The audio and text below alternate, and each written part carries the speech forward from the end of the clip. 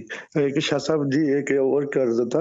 میں بہت سارے لوگوں کے پاس گیا تھا, انہوں نے کسی نے کہا کہ آپ کے گھر کے اوپر بندش ہے, کسی نے کہا آپ پر بندش ہے.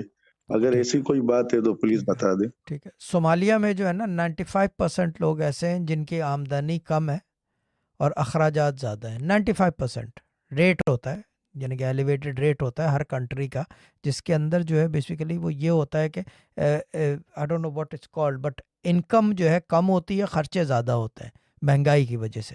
ٹھیک ہے نا.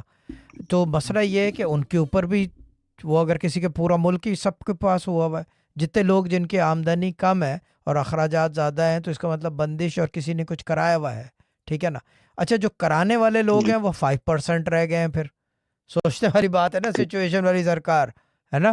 تو یار یہ چکروں سے نکلو, سیدھا سیدھا آمدنی کم ہے, رزق کی برکت کے لیے دعا مانگو, اس کے بجائے کہ یہ دعا مانگو کہ بندش کٹے. یہ وہ عاملوں نے پیسے کتنے مانگے تھے پھر بعد میں, یا جانے سے پہلے پیسے دیے تھے؟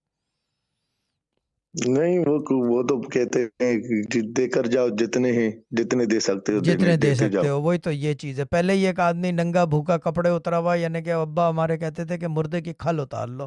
کیوں نو ڈور والی باجی, صحیح کہہ رہا ہوں یا غلط؟ آپ کو تو ایکسپیرینسڈ ہے ایسے لوگوں کا. ٹھیک ہے نا. یہ چیز ہے کہ مردے کی کھال اتار لو.